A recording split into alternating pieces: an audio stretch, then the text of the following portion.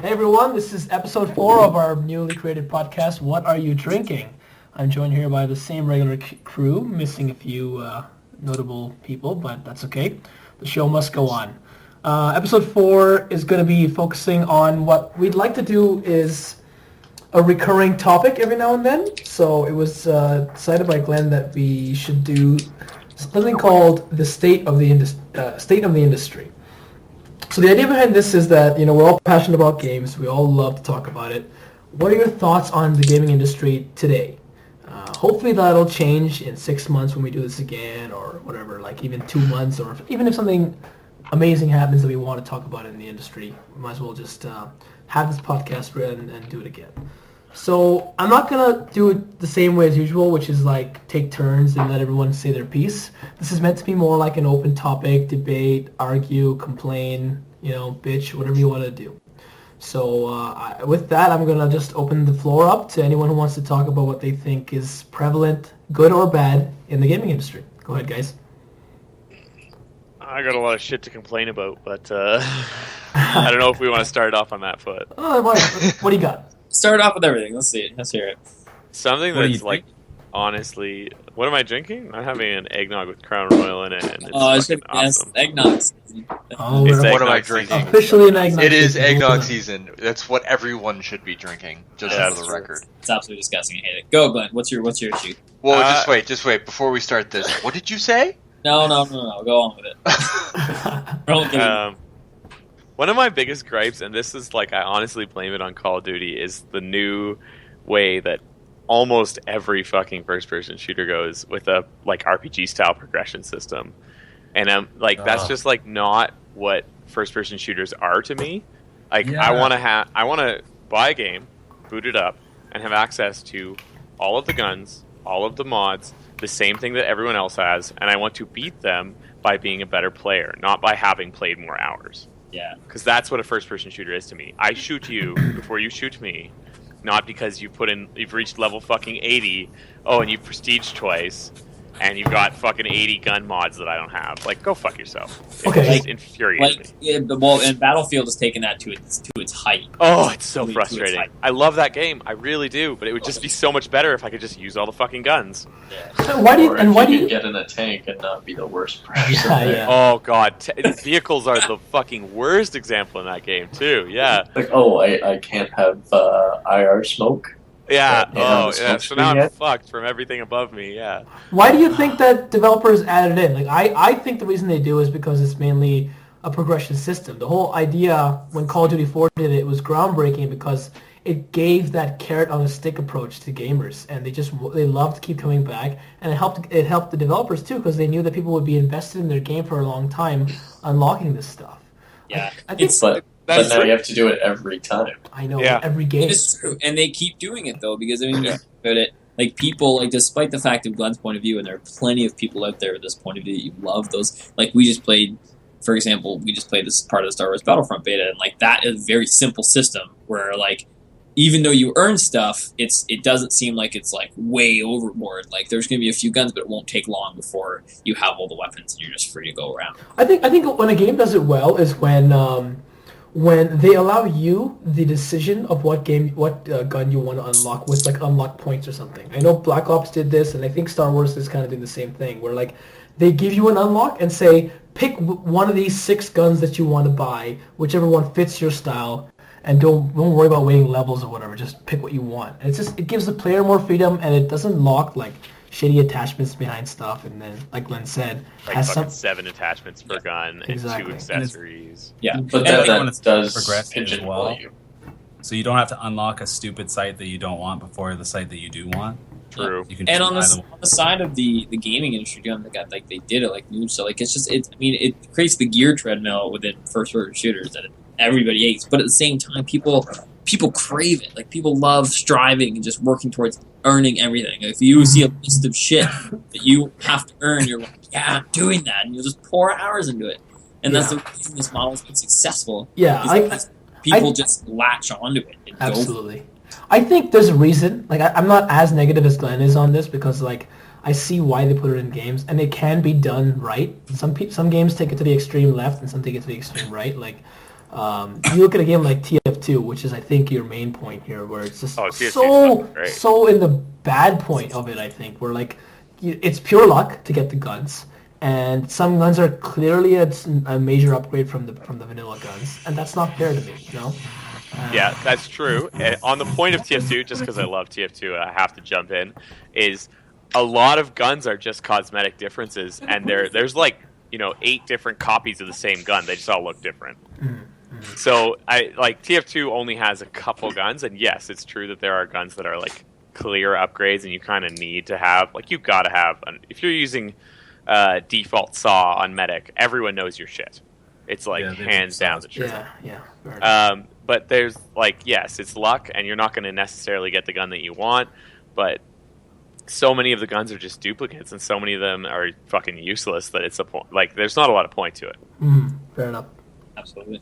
And then the other thing that it's come up a couple times, like striving towards a gear treadmill or like carrot on a stick is another great way of putting it. That's not really appealing to necessarily. In some cases, it is a good game or good quality in a game. But what that actually appeals to is like our basic psychology of like. Yeah, so it does help your game sell, and it helps people get attached to your game, but not necessarily for the right reasons. No, I agree with you there, Glenn. The fact that like I alluded to before, it's our basic.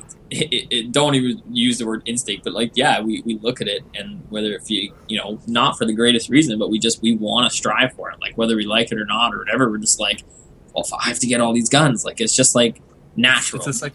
Same psychology as like Farmville. You're just progressing. Yeah, exactly. And that's an example of a fucking terrible game that uses the exact same mechanism. But that's a great point. I would be really interested. I don't like it either. I would be really interested to see whether a major publisher would release a AAA game and just have everything unlocked and see what that would do to the meta, like the atmosphere of a gaming community. I mean, you look back at games like Unreal Tournament, Quake, Counter-Strike. They've had all the guns available at the same time, and these games have amazing communities. So I wonder if a Battlefield could do that, or a Call of Duty could do that. Can. Well, what's Halo 5 doing? I think it's because Halo's always been the guns are on the field. On the ground, right? Yeah, exactly. Fair enough. Yeah, that's a good example.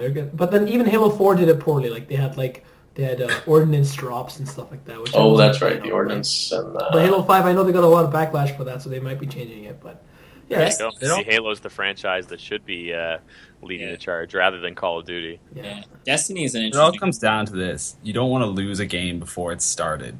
Because you don't have the fucking upgrades that you need. And I think that's what turns the hardcore gamers will always play that kind of stuff and excel in it. Like I was telling Nuge earlier before this podcast that I love games. I've never been particularly good at them. And that's just me. That's just the way I've been. Like I enjoy them. I love the story of them. I love the process of them, taking my time and overall experience, but I've never been the hardcore guy to delve into a first-person shooter and be really good at it. So a game like Battlefield that I sit down and play, when I see all the loadouts, all the options, all the stuff that I have to pour hours and hours into the game to get, I just don't play it. I just stop. Fair enough. It's kind of depressing. And that sucks for me because I spend a lot of money in that game. I like playing with you guys, but at the same time, I don't everybody's got jobs during the day and all this stuff. And I just like playing games for the enjoyment of the game, the experience, and the environment. I think the story you get out of it. So I think I'm going to use this as a platform to segue into one of the topics I wanted to talk about, which is I think I know I'm sorry. I think. Why don't you take that segue off of it? Yeah, my topic is microtransactions, and I wanted to talk about people that do it well and people that do it very poorly. Oh God! And I think the industry has settled on a really good way to do it, and I think the major players are Dota 2, Counter-Strike in some sense, and Team Fortress 2. If it does it.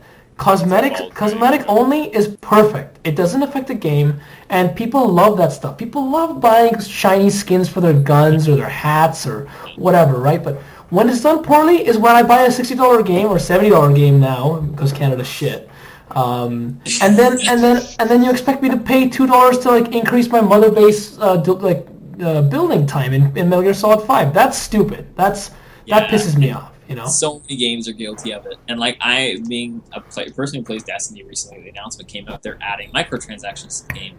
But the only thing they're adding, going along with your point, is you can buy dances and shaders and stuff like that. Like I'm okay with that. I'm totally okay with that. People bitch about that, but if it's cosmetic, it doesn't. You don't have to buy it. Just have the willpower. If you want to pay the money for it, go ahead and pay the money for it. Yeah. But like, it's not giving you an advantage with the game. It's when you get into games that like, oh, I have to purchase this with my own money just to keep up with the current game and not stay with the meta. Or time is the one that pisses me off, right? Because they always say, oh, it's for the people who don't have time. It's like, okay, but maybe I don't have time, and I also don't want to spend $2 to reduce my time for building something. Like, that's retarded. That pisses me off, So I mean, I have no issue with it being in free-to-play games because that's another prevalent thing in our industry nowadays, and I think they can do it well. But when you put it in my $60 or $70 or $80 game, that's when it pisses me off. Yeah, I would argue. I mean, even though it's a $60 game or whatever, I would argue Guild Wars 2 also does a really good job on just purely cosmetic upgrades because that's how they make money and not have a subscription fee as an MMO, right? Like they constantly offer up new skins and new cosmetic upgrades. Same with Dota and League of Legends. Gems. Yeah, League of Legends is another great example. And another point, Glenn, that I really like about Guild Wars 2 that is actually more unique to it than others is that it gives you the option of both real-world money as well as in-game money. So not only do you get the people who are willing to spend microtransactions for those skins and stuff, you get a solid base that's willing to play your game for a long period of time, do the farming, try all the new events that you're releasing, and then you build a community. So that it's a win-win for ArenaNet. It's awesome. And to be fair, Guild Wars 2 still does offer in the gem store not only skins, but gathering bonuses. Black keys and chests, stuff that does technically offer not so much advantages. It's still cosmetic. It's all PvE though, right? It doesn't matter.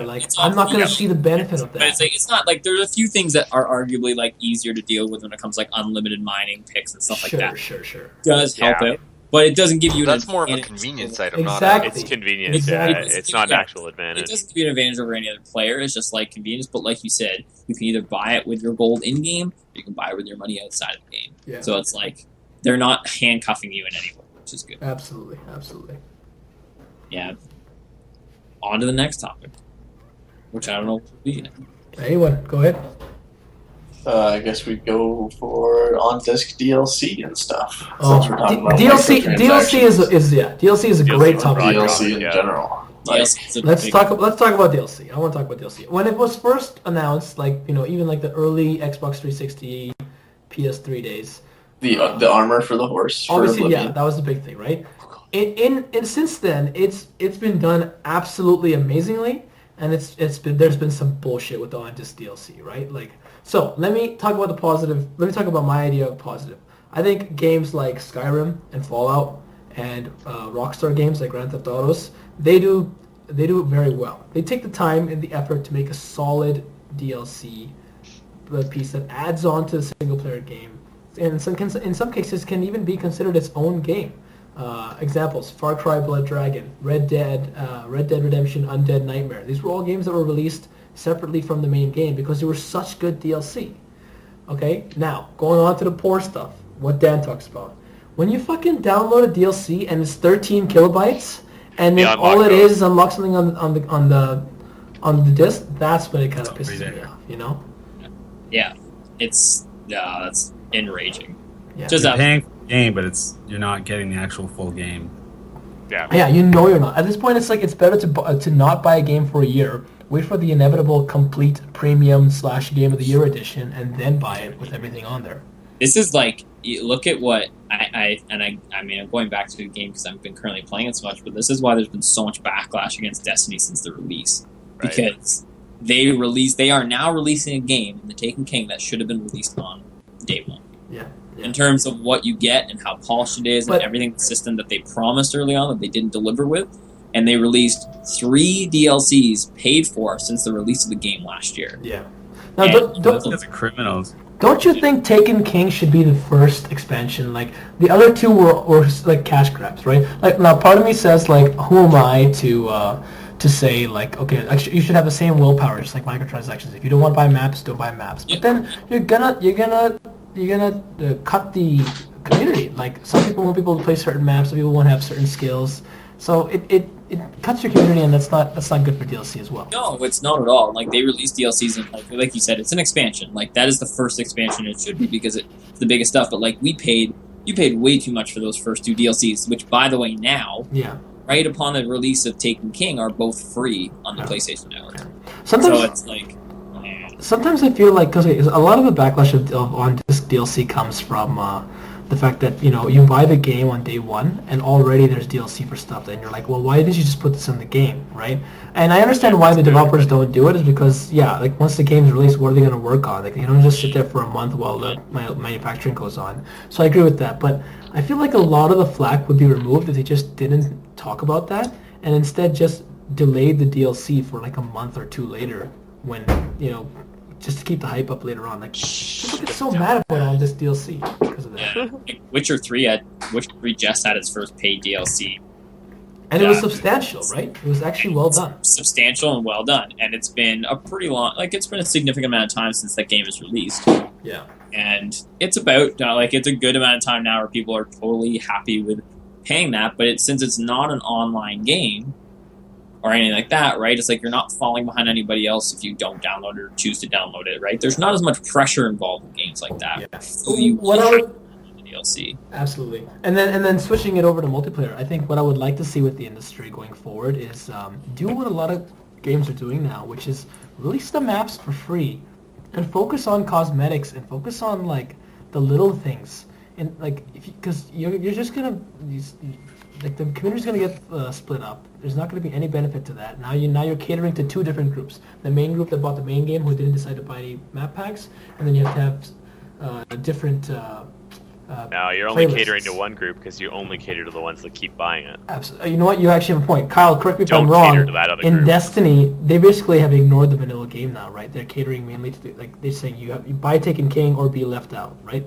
Well, here's this. Okay, well, I downloaded it. Yes, you're exactly right, because what they've done is every single piece of armor, every single weapon I've strived to earn is now obsolete from your own. Wow, there you go. Everything. So what they've done is they've raised the armor level and the attack level and everything like that of the new armor. Everything you owned before has been lowered down to like for example, like the armor level's like 3, or the weapon level's like 6.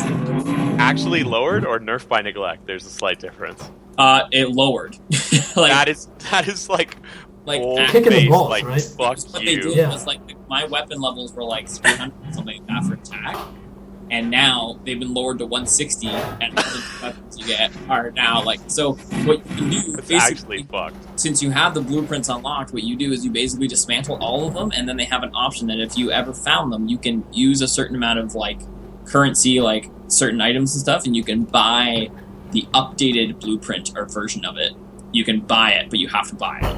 It's like if you've gotten it before, you have unlocked it enough to buy it, but you have to spend whatever kind of currency you like. I can't remember what it is, but to buy that weapon back to full stats. And it's enraging to me. I understand some sides of why they did it, but it's like it just shows that much more on what happened with this game, and that they're just doing a total reset. But it's just like a kick in the nuts. Yeah. It's like you cannot stick with the original game. You have to go Taken King, or you're just sunk, like absolutely sunk. So it's like, yeah. Anyways, that's my rant about that because it really pissed me off that all my stuff is obsolete and I had to just dismantle all of it. Mm-hmm. Granted, again, you can buy it back, but I'm not going to buy it all back, right? I'm just going to buy back like the 1 or 2 items I really cherished and then just move on with the new games. Yeah. This one is definitely a passionate one for me. It really pisses me off how the industry takes advantage of people with the DLC. They can do it right. They just choose not to because it's easy for these suckers to just buy. And like DLC and like day 1 digital download too, or like digital download, like I think we've mentioned this before, but like that's I think. So go ahead, Dan. Or the season pass. Season pass. It makes no sense to me. Like season pass makes no sense. It's like promising. It's pre-ordering stuff you have very little to no information on. They haven't even announced They might not the have stuff. even made. Exactly. People get burned on it. Oh, we didn't sell enough season passes. We're only going to put out 1 instead of 4. Oh my god. Yeah. And like, pre-purchase bonuses, I don't agree with at all. Like pre-order bonuses. All right, that's probably going to be our next topic in that case. Yeah, we'll segue into it because we're just going into a big complaint fest here. That but fucking character slot. Before we move on from DLC, I was just thinking, what was the first DLC offered? What do you guys think it was? Because I have a candidate. Okay, I think my candidate is Halo 2. They released maps for free. That's what I could think of. Okay, I'm gonna take it way back. The original Pokemon game. They released it What? without the ability to get Mew. But if you played in tournaments and won, they took your game and gave you Mew. So it was already in the game.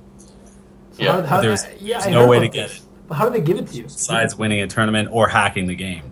They hack it because they have the code, and then they trade it via like the cable that you had to buy The with link cable. Pokemon.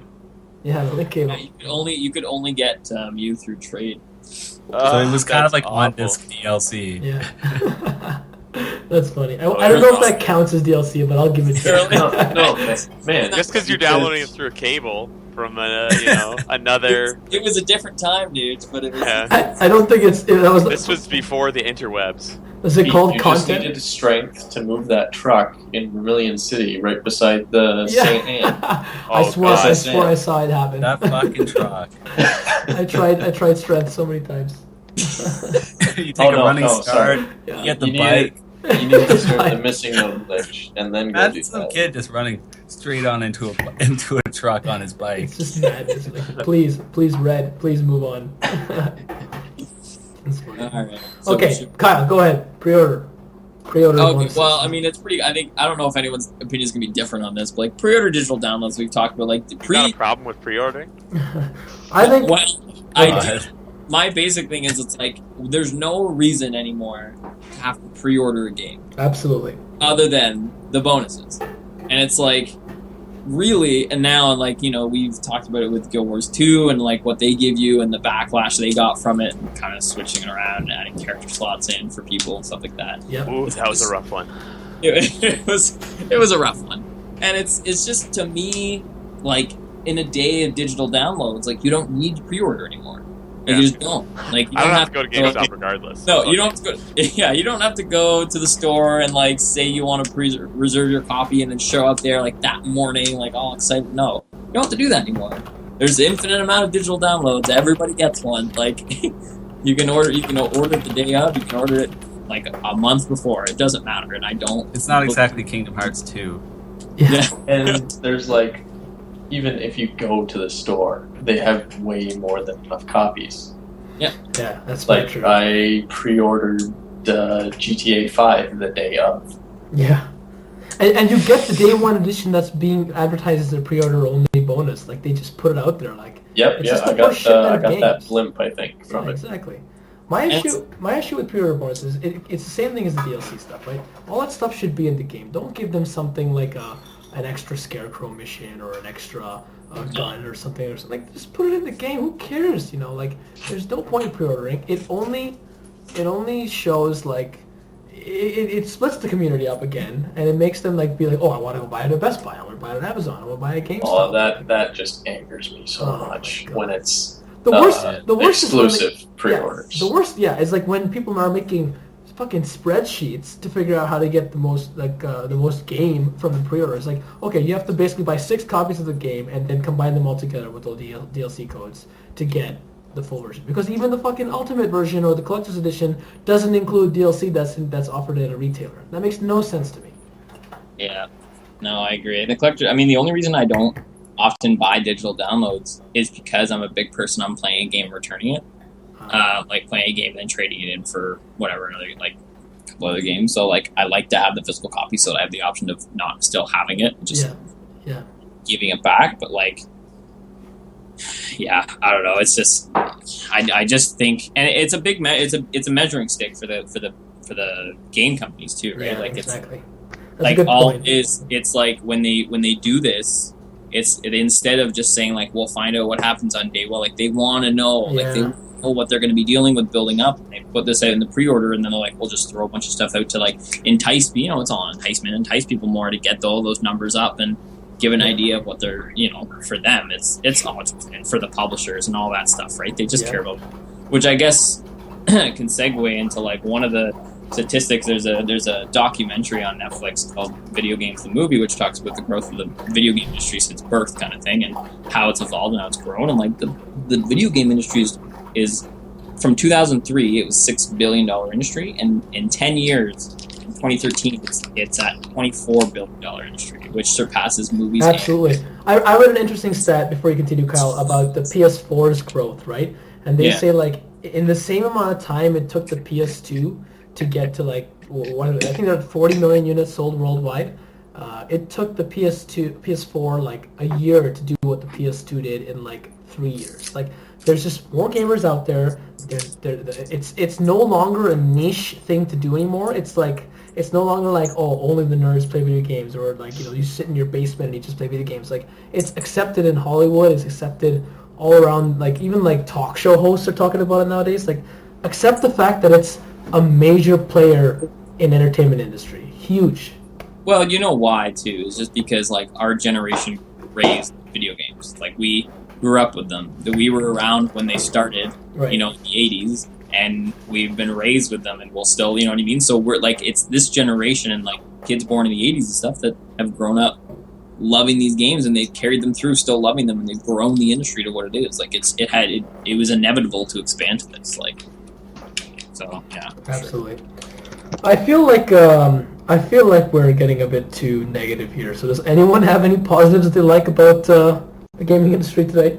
I have a positive trend that I also wanted to touch on, and it was I didn't actually want to touch on this initially because I thought that Mike Panetta would be the one to jump on it, but he's obviously not here tonight. And that would be the prevalence or the rise of popularity and the availability of indie games, which are a lot of the saving graces and a lot of the counterpoints to the things we talked about. Absolutely. I think that's a fantastic positive point you make. You think about indie games 10 years ago, and it was people didn't even know what that meant. They're almost completely unavailable, right? You had to sign with the publisher, and it's kind of like the same. I know this is getting a bit out of topic, but it's the same with the music industry, right? Like offering more ways for people to publish their games, and these are passionate people who like may or may not fit in with a AAA studio or something because they're just going to be another pawn in the army. But instead, now you get this one guy who puts his entire vision, artistically, musically, and graphically, and even like gameplay-wise, into something so unique that would probably not work as a concept in a AAA game. But because it's like the main thing in a $5 or $10 game, the barrier of entry is so low for a gamer, and it's just it works on a small 5 to 10 hour level game, right? Yeah. And there's a lot of value in those, and risks are taken. That's the best part. Like so many amazing risks that nobody would dare to do in a AAA game. Yeah, you can't invest $2 million on this random fucking no one would invest $2 million on Minecraft. You have to make that in your basement because it's fucking crazy. Yeah. But it turns out it works. Yeah. And nobody would predict that, and you got to give hats off. No one would know. Yeah, exactly. You have to give hats off to company. I mean, you have sites like Green Man Gaming and stuff like that make a lot of titles available to people, but at the same time, you got to give a little bit of credit to, the big players like Sony who have opened their doors a bit to, PlayStation Plus is a fantastic platform to give people to play games. Like I pay $13 for this 3 months, but however much a month, I play games that I never would have thought about playing before just because they offer them, right? Absolutely. It appears as a game on my thing, and I'm try it out and thoroughly enjoy. They're giving spotlight to a lot of more independent style and smaller games that just are really enjoyable. I will say though, Kyle, PlayStation and Xbox do a good job with the indie stuff, but they're definitely playing catch up when it comes to indie games. Oh, 100%. That's PC's where it's they've at. seen the trend, right? Yeah. And they're capitalizing on it now. Whereas PC's, I would say Steam was the groundbreaker and just fuck it, let's put it out there. We're going to charge $3 for it or $5 for it. It doesn't cost us anything. Just going to put it out there and see what happens. Absolutely. And that's another positive I wanted to say is that as great as indie games are and as great as the passion is in an indie developer, I think one of the biggest positives we can take from today's industry is the gaming industry can be very toxic, and when I mean the industry, I mean us, the consumers, the players.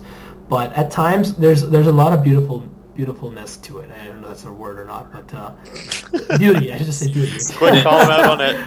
Okay, but there's beauty to it in the sense that like the gaming community really embraces indie games, and they love to see games succeed, and like they'll talk to each other, and word of mouth is so powerful in the indie game universe that like people will just like whole communities are built, and the way things just delve together, like even like simple things like how a guild is created in some small game, or like how people get together and play a shooter that's a co-op game, or like even funny things like Kerbal Space Program and like that, what's that NASA Moonlander game, like stupid shit like that just the gaming community just absorbs. And then with the prevalence of Let's Plays and Twitch and YouTube gaming and stuff, is you see so much like community, and I absolutely love that. It may not be for me, but I'm just glad it's there, you know? Yeah, 100%. There's a positive trend today. Oh, go ahead, Kyle. No, you go first. I've talked a lot. No, you go first. I was just going to say there's another thing that I'm actually liking that's happening these days is that there seems to be more open lines of communication between developers and gamers. And I'm going to use the example of League of Legends. Not every company does it, but these guys, they go on the forums and they talk to the players. And then when they release notes, they release detailed patch notes. Yeah. Saying why they made changes and what they hope to achieve. That's so good. I didn't know that. That's awesome. Yeah, they'll like put remember out the back numbers too. Yeah, and they'll tell you the numbers. Champion's attack is now doing 20 less damage. I'll just compare that to 10 years ago with AoE 3. I remember they used to release updates for Age of Empires 3, and they just all of a sudden it came out of nowhere, and then there's a list of changes, and you wouldn't really feel like you had any say. You don't necessarily have any say, but at least you can understand what they're getting at these days. Absolutely. I just remember another one that's really good too, is the term ARG. You guys heard of that? Alternate reality game? I am a big fan of this. I think aside from the fact that the developers are actually opening the doors and actually talking to their community, which is great for free-to-play games, great for building communities. I also love how they announce games nowadays. I think they need to get more creative. I really enjoy seeing like funny, cool ways that alternate reality is played into announcing a game. You know, I think Valve did this very well with Portal 2. They were able to release the game early because of some like they got indie developers, again going back to that topic, to like join in and like what did you do? They have like collect potatoes in games. Like they patched in potatoes into the game. It was so clever, you know. Halo's got some great marketing as well, and like I think the movies are just now catching on to that. Like they started doing alternate reality, viral entertainment, viral commercials, if you will. And I think they're just playing catch up. Though I think gaming has been doing it a lot better for a longer period of time. You know, it's interesting too with how long gaming has fed off the movie industry for money in terms of making games based on movie titles constantly. I think it's interesting now to see that swing in the opposite direction. Great point. The movie industry is now feeding off the gaming industry, and the fact that you get not only video or movies based on video games, like, you know, even when the Tomb Raider series started, things like that, and like now they're making like an Assassin's Creed, Super Mario, back in the day too, and then like the 80s version of Super Mario. Let's not use that as an example. I agree. That never happened. I don't know what you're talking about. It was awful. It really was. But most of them. But not only that, but you like Wreck-It Ralph and stuff like that. Like nice. Wreck-It Ralph is a great example. I would even IP too, right? Kyle, I would even talk about things like the return of Star Wars and the Marvel Cinematic Universe, to kind of taking influence from like gaming, like the juggernauts of gaming, if you will, like Call of Duty and. I guess back in the day, like Guitar Hero and stuff like that. But like the main idea is like build a base from the beginning, and then they'll follow you and add more people with each installment of the movie or game in this case, right? Yeah, absolutely. And like it's just, I don't know. It's really nice. It's really nice to see that now. I mean, the movie industry, as many I guess will argue, it's gotten a little stagnant in terms of its ideas, rebuilds. But like, a lot of rebuilds and stuff like that. But like it's the gaming industry, I feel, is opening a lot of doors for options for them in terms of storylines. Like, look at the Uncharted series. They've been talking about doing a movie for that for years because it's fantastic. It's one of the best games I find least in the modern gaming area of just adventure storytelling. Yeah. It's just fantastic. You just get sucked right into it. But I think the beauty of games is the fact that like you spend so many hours with the character that you develop such a better attachment. Like a game cannot go forward in its story without you, the player, interacting with it. Whereas a movie will go on. It doesn't care if you stop watching or change the channel, right? That's what makes games so good, right? And I think, like it's so uniquely done. And I think my last thought that I want to sign off on is I just think it's such a young industry, right? So we talk about the state of the industry today. It's only like 34 years old compared to like the movie industry, which is like, 80 or 90, and then music, which is like hundreds of years old, right? Like we have so much more to go and so much more to learn that it's great to be a part of it, even at this young stage. And with the right guidance and the right, like, just take care of the industry and don't fuck over your consumers, and we will help you get to like juggernaut levels. Like you will be talked about as much as billion-dollar movies and multi-platinum records. Yeah, exactly. Good ending though. Anyone have anything else they want to add? That's my last thought. Nah. Great. Covered. Well, yeah. Let's go play some Battlefield. Yeah, you Front. It's clear. Front. Yo, we should play some fucking Gunmaster. Chips challenge. Chips challenge. Well, that's a great wrap on the on episode 4, guys. I think it's a topic that we should return to, and either when something weird happens in the industry, or even if X amount of time passes, and we can kind of judge how things have changed.